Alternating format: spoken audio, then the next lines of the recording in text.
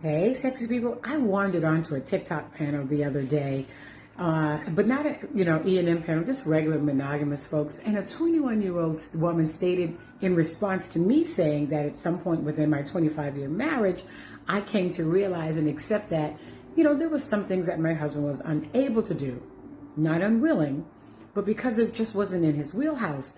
So instead of doing without, I found someone else that could do what I need to get done. And she told me that staying with a partner who can't meet every single one of your needs sounds like settling. And although I did respond and say that no one person can not meet all of one's needs, but there is a difference between being unable and unwilling. Also, one of the young men on the panel also stated, but if my partner can't meet all of my needs, why get married? What do I need them for? And I did get the opportunity to break it down right there as another question came up and it just kind of kept moving. But I want to address that. There is a clear difference between settling, tolerating, and accepting. And they are three completely different things, and confusing them will just wreck your relationship. But before we get into this, hi, I'm Taylor K. Sparks, your ethical non-monogamy coach and sex goddess. So, settling is accepting less than what you actually need because somewhere underneath it, you don't believe that you deserve more. It's kind of a quiet resignation. You shrink the want to match what's available. Tolerating is different.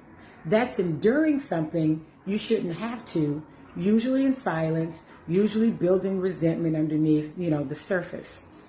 Because you haven't said the thing or solved the thing, you've just absorbed it. Accepting is neither of those. Accepting is clear-eyed. This person cannot be everything. No person can. And instead of either shrinking my needs or quietly resenting the gap, I'm going to actually do something about it. I told that panel I had 25 years of marriage. I came to recognize that there were, in fact, things that my husband just simply could not provide. Again, not unwilling or unable. So I found another way to meet that need instead of throwing away a whole marriage over a gap that had a solution. So that's not settling. That's not even tolerating. That's acceptance with a plan attached. So here's where it gets interesting, because the conversation on the panel went somewhere very specific. One of the other guys said that he couldn't stay with a partner who told him, when he needed them emotionally, I can only hold space for you for about 15 minutes, then you may need to seek a therapist. And he said that would make him cheat on her. And I asked him something he didn't have an answer for in this hypothetical situation. Shouldn't you have had the deeper conversation about your emotional needs before you married her? And someone else, I think, said before you even had children together? Because here's what usually happens. You don't vet for that. You don't have the conversation in dating about what kind of emotional support that you would need from a partner long term.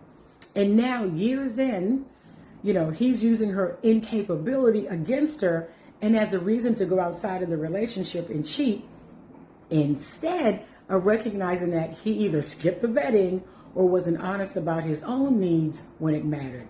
That's not her failure. That's an upstream problem showing up downstream. And cheating doesn't fix an upstream problem. It just adds a second problem. So this is exactly the kind of distinction ethical non-monogamy forces you to learn early, because you can't fake compatibility. Conversations in a multi-partnered structure, the gaps show up too fast. But it applies whether you're monogamous or not. Know what you actually need before you commit. Know the difference between a partner who's unwilling and one who's unable. And know that accepting a limitation isn't settling. It's maturity with a solution behind it. This is the kind of clarity that I work on with clients, and it's also exactly what the E&M Companion Coaching app is built to help you think through in the moment when you're trying to figure out if what you're feeling is settling, tolerating, or genuine acceptance. And you need to sort that out before you bring it up to your partner. Take your unsorted thoughts and questions to the E&M Companion Coaching app at advisor.organicloving.com or via the link in my bio. Your first 5 conversations are free. And until next time, your love, your rules, and your freedom. Bye-bye.